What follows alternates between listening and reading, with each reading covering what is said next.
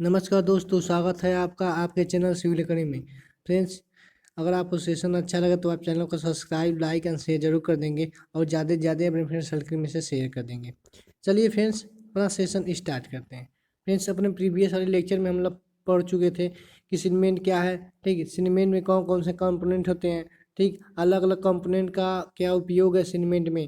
ठीक, उसके बाद देखे थे कि इलाइट, बिलाइट, सिलाइट एंड फिलाइट ये क्या योगदान देते हैं सीमेंट में।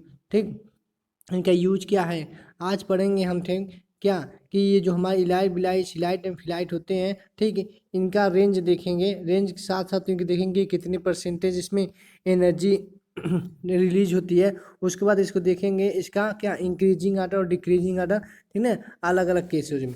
चलिए फ्रेंड्स, स्टार्ट किया जा रहा है।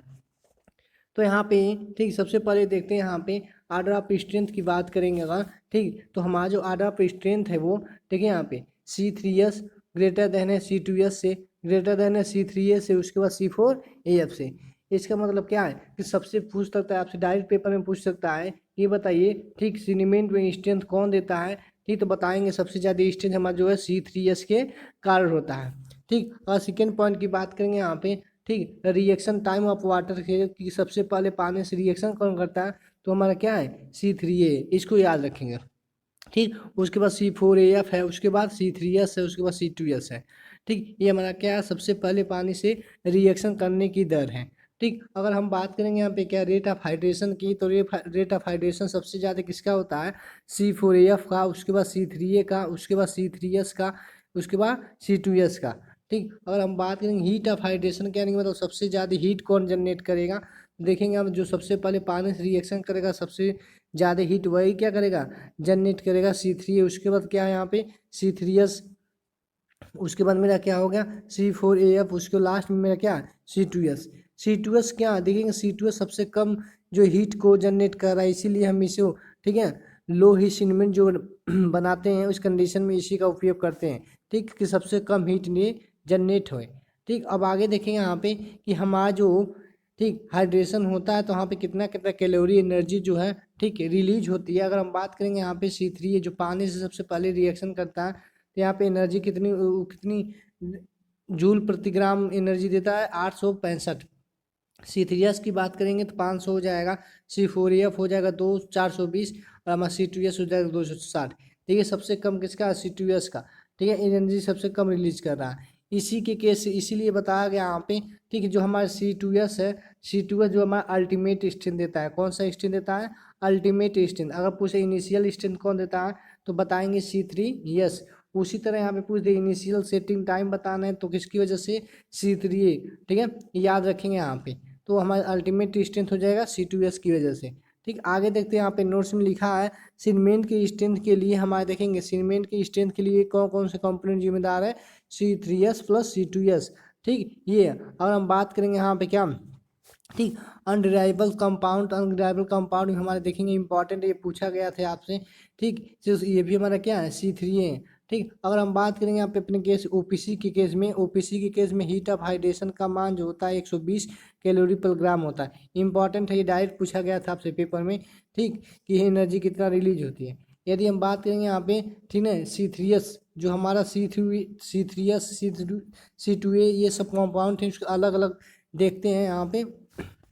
अगर हम सबसे पहले लेते हैं क्या C3A लेते हैं, C3A जो सीमेंट में क्या प्रभाव डालता है इसको देखते हैं। तो अभी बताएं C3 हमारा क्या इनिशियल सेटिंग टाइम देता है यहाँ पे, जो इसकी हीट जो इसकी रेट ऑफ हाइड्रेशन है सबसे अधिक होगी।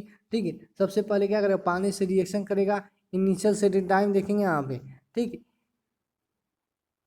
ठीक, इनिशियल सेटिंग टाइम देखेंगे यहाँ पे ये। ठीक, उसके बाद क्या है यहाँ पे रेट ऑफ जो हीट ऑफ हाइड्रेशन वो इंक्रीज होगा यहाँ पे।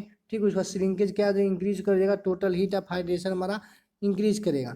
अगर हम बात करेंगे किसकी, अब बात करेंगे यहाँ पे C3s ये क्या देता है, स्ट्रेंथ देता है। ठीक है, यानी सीमेंट में अब क्या कर रहे हैं, C3s की मात्रा को बढ़ा रहे हैं और C2s की मात्रा को क्या कर रहे हैं, घटा रहे हैं। तो देखेंगे जब ऐसा केस आएगा तो वहाँ पे क्या हो जाएगा, रेट ऑफ जो हाइड्रेशन बढ़ जाएगा, rate of heat of hydration वो भी बढ़ जाएगा। ठीक, टोटल हीट ऑफ हाइड्रेशन वो भी बढ़ जाएगा, श्रिंकेज बढ़ जाएगा। ठीक, सोलिबिलिटी जो वो भी बढ़ जाएगी यहाँ पे। ठीक, स्ट्रेंथ ऑफ जो 28 दिन का वो भी बढ़ जाएगा यहाँ पे, रेट ऑफ हार्डनिंग बढ़ जाएगा, जो हमारा रजिस्टेंस है वो भी बढ़ जाएगा। ठीक है। बियरिंग रेजिस्टेंस वो भी क्या आ जाएगा, बढ़ जाएगा। किस केस में, जब आप C3S यानी कि स्ट्रेन जो है, ये तो हमारा सीमेंट में स्ट्रेन प्रोवाइड करता है, इसकी मात्रा आप बढ़ा देंगे कंपेयर टू C2S। ठीक है। अब आगे देखते हैं हमें, अब देखेंगे यहाँ पे, ठीक है, ये पॉइंट देखेंगे, लिखा है यहाँ पे नोट में, आल जो property same rapid hardening cement. ठीक, चलते हैं अब अपने सेकेंड पे देखते हैं। अगर मान लीजिए हम जब सीमेंट में फाइनेंस बढ़ा दें यानी महीन पर सीमेंट को ज़्यादा से ज़्यादा महीन कर देंगे तो हमारा क्या उस पर इफेक्ट पड़ेगा, देखेंगे। रेट ऑफ हाइड्रेशन भी बढ़ जाएगा, हीट ऑफ हाइड्रेशन भी बढ़ जाएगा, रेट ऑफ हार्डनिंग भी बढ़ जाएगा, स्ट्रेन भी बढ़ जाएगा। ठीक, अब देखेंगे यहाँ पे टोटल हीट ऑफ हाइड्रेशन जो होता है कोई इफेक्ट नहीं डालेगा उस पर, सेटिंग का क्या हो जाएगा, कोई इफेक्ट नहीं डालेगा। अल्टीमेट स्ट्रेन पर हमारा कोई इफेक्ट नहीं डालेगा। ठीक, कैपेसिटी ऑफ रेजिस्टेंस जो है केमिकल अटैक का, उस पर भी कोई इफेक्ट नहीं डालेगा। ठीक, अब देखेंगे यहाँ पे जो अल्टीमेट सॉरी C3S नोट्स में देखेंगे, यहाँ पे लिखा है no effect of strength, strength पर कौन कौन सा प्रभाव नहीं पर डालता। तो याद रखेंगे C3A और C4AF की मात्रा जो है, ठीक है, परिवर्तित की जाए, लेकिन C4AF ठीक इंक्रीज किया जाए तो अल्टीमेट स्ट्रेंथ कम हो जाएगी। ये याद रखेंगे, इंपॉर्टेंट। डायरेक्ट पूछे तो ये बताइए C4AF की मात्रा हम बढ़ा देंगे तो हमारे स्ट्रेंथ पर क्या प्रभाव पड़ेगा, तो कहेंगे कम हो जाएगी। ठीक, रिक्वायरमेंट ऑफ, ठीक, कंप्लीट हाइड्रेशन। अभी हाइड्रेशन के बारे में बताते हैं कि जो सीमेंट है, ठीक है, पानी से रिएक्शन करने की जो दर है, ठीक, पूर्ण रूप से क्या हो जाए, हाइड्रेट हो जाए, उसी बोलते हैं यहाँ पे क्या, हाइड्रेशन बोलते हैं। तो टोटल अगर बात करेंगे यहाँ पर वाइड फिलिंग की बात करेंगे तो वाइड फिलिंग के लिए 23% होता है। ठीक, bounded water 23% of the weight of cement. ठीक, अगर बात करेंगे फुल्ली जो हाइड्रेशन होता है हमारा 38% होता है, ये भी याद रखेंगे यहाँ पे।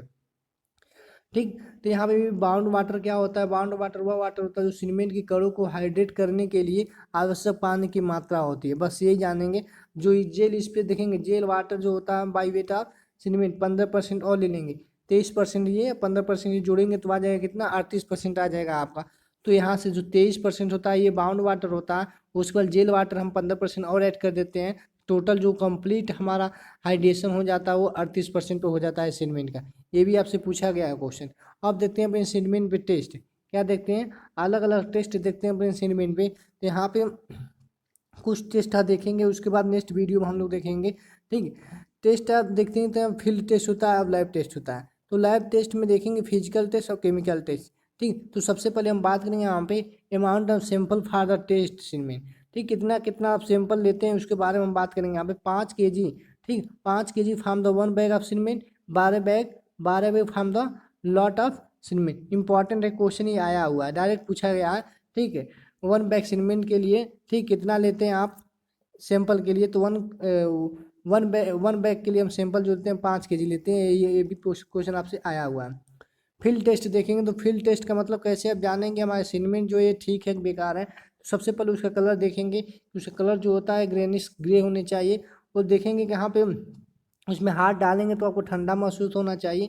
ठीक, और देखेंगे मुट्ठी लेकर, ठीक है, दबाने पे उसमें लंप नहीं, लंप मतलब ढेला जैसे टाइप में, ठीक है, ऐसे ऐसे नहीं होना चाहिए। ठीक, उसके बाद बात करें सीमेंट को लोहे के प्लेट पर रखकर गर्म करेंगे तो सीमेंट का रंग में कोई बदलाव नहीं होना चाहिए, ये भी ध्यान देंगे यहाँ पे। जैसे यहाँ पे लोहे की प्लेट गर्म कर देंगे, इस पर सीमेंट रख देंगे तो सीमेंट के कलर में कोई इफेक्ट नहीं आना चाहिए। सीमेंट को क्या करेंगे, बाल्टी में या पानी है उसमें डालेंगे तो उसमें क्या करना है, सीमेंट को तैरनी नहीं चाहिए, तुरंत क्या हो जाना चाहिए, बर्तन के तली में बैठ जानी चाहिए। ये भी हमारे सीमेंट की प्रॉपर्टी है। सीमेंट पैकिंग में, ठीक है, 3 मंथ बाद का उपयोग नहीं होना चाहिए क्योंकि उसकी स्ट्रेंथ क्या हो जाएगी, घट जाएगी। ठीक, आगे देखेंगे अपने, और टेस्ट देखते हैं यहाँ पे, कौन सा टेस्ट देखेंगे, फिजिकल टेस्ट देखेंगे। ठीक, IS 4031 के अकॉर्डिंग सबसे पहले देखते हैं फाइनेंस ऑफ सीमेंट। फाइनेंस का मतलब होता है महीन पर, जितना ज़्यादा आपका सीमेंट महीन पर होगा, ठीक है, उसकी स्ट्रेंथ क्या होगी, उतनी अच्छी होगी। ठीक, हीट ऑफ हाइड्रेशन भी उतना अच्छा होगा। ठीक, तो यहाँ पे देखेंगे फाइनेंस हम करते हैं किससे, सिर्फ एनालिसिस से, एयर परमिबिलिटी टेस्ट से और सेडिमेंटेशन मेथड, ये 3 मेथड है हमारे क्या, फाइनेंस निकालने की। ठीक, तो सिर्फ सिर्फ एनालिसिस मेथड में क्या होता है, यहाँ पे एक चालनी 90 माइक्रोन के, ठीक है, उसे डिटरमाइन करते हैं यहाँ पे।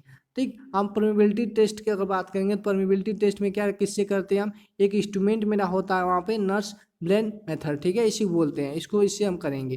ठीक, जो हमारे सेडिमेंटेशन मेथड होता है, ठीक, वेगन टर्बिडिटी मीटर लाते हैं, उससे हम करते हैं क्या, सेडिमेंटेशन टेस्ट। डायरेक्ट आपसे ये पूछा गया है क्वेश्चन ये। ठीक, एयर परमिबिलिटी टेस्ट जो है किससे करते हैं, तो याद रखेंगे, ठीक है, इस इंस्ट्रूमेंट का नाम। ठीक, आगे देखेंगे यहाँ पे स्विफ्ट एनालिसिस मेथड सबसे पहले देखेंगे, एक एक करते हैं यहाँ पे। ठीक, तो स्विफ्ट एनालिसिस मेथड जो हमारा होता है वहाँ पे, ठीक, 100 ग्राम क्या लेंगे, सीमेंट लेंगे, 90 माइक्रोन की चालनी से क्या करेंगे, चाल लेंगे। चालने पे क्या पता होना चाहिए कि जो आप चालनी चालेंगे यहाँ क्या होना चाहिए, 90% पार्टिकल क्या होना चाहिए, नीचे आ जाना चाहिए, बस 10% पार्टिकल इस पर रिटेन होना चाहिए, रोकना चाहिए। ठीक है, तो हम कहेंगे ये क्या है, सीमेंट जो मेरा फाइन, ये चीज़ चेक करेंगे। तो अगर हम बात करेंगे अलग अलग सीमेंट के लिए जो हमारी रिटेंशन होगा वो अलग अलग होगा। अगर ओपीसी की बात करेंगे तो 10% होता है, पीपीसी की बात करेंगे 5%। ठीक है, रैपिड हार्डनिंग सीमेंट भी 5% हो जाएगा, सुपर सल्फेट भी 5% हो जाएगा। तो यहाँ पे याद रखेंगे, ये इंपॉर्टेंट क्वेश्चन है, डायरेक्ट पूछा गया है, बताइए। बस ओपीसी के लिए याद रखेंगे 10% होता है, और पीपीसी, ठीक, आरएससी और एसएससी यानी कि 55% होता है, ठीक है, टोटल वेट है सीमेंट का। अगर अगर आप आगे देखते हैं यहाँ पे air permeability test, air permeability test जो होता है यहाँ पे, ठीक है, किस मेथड से होता है यहाँ पे, किस इंस्ट्रूमेंट से होता है, किस सेपरेटर से होता है यहाँ पे। ठीक, लियो एंड नर्स अभी बताएं, लियो नर्स, ठीक, इंस्ट्रूमेंट का यूज किया जाता है यहाँ पे। सेडिमेंटेशन मेथड की बात करेंगे, अगर सेडिमेंटेशन मेथड में, ठीक है, हम ये क्या करता है, ये किस पे आधारित है, ये सेडिमेंटेशन आप पढ़े होंगे, ठीक है, उस पे आधारित है, किस पे आधारित है, सेडिमेंटेशन पे आधारित है। टाइप ऑफ सेडिमेंट देखेंगे, सरफेस एरिया देखेंगे, इंपॉर्टेंट क्वेश्चन बार बार ये भी पूछा गया आपसे। ये बताइए ओपीसी के लिए जो हमारा होना चाहिए, ठीक, ओपीसी के लिए जो हमारा होना चाहिए सरफेस एरिया कितना होना चाहिए, 2250 सेंटीमीटर स्क्वायर पर ग्राम, यानी कि 1 ग्राम सीमेंट को, ठीक है, कितना एरिया कवर करना चाहिए, 2250 सेंटीमीटर स्क्वायर। पीपीसी की बात करेंगे 3000 होता है यहाँ पे। ठीक, लो हीट सीमेंट की बात करेंगे यहाँ पे 3200, यानी रैपिड हार्डनिंग की बात करेंगे तो 3250 हो जाएगा, सुपर सल्फेटिंग सीमेंट की बात करेंगे तो 4000 हो जाएगा, ये भी पूछा गया आपसे। ठीक है, चलिए फ्रेंड्स, अगर आपको सेशन अच्छा लगा तो चैनल को सब्सक्राइब, लाइक एंड शेयर जरूर कर देंगे, और ज़्यादा से ज़्यादा अपने फ्रेंड सर्कल में से शेयर कर देंगे। आज उस सेशन को इसी पे रोकते हैं। ठीक, अगला अगले क्लास में इसी टेस्ट के आगे हम स्टार्ट करेंगे। चलिए friend, thank you for watching. जय हिंद, जय भारत।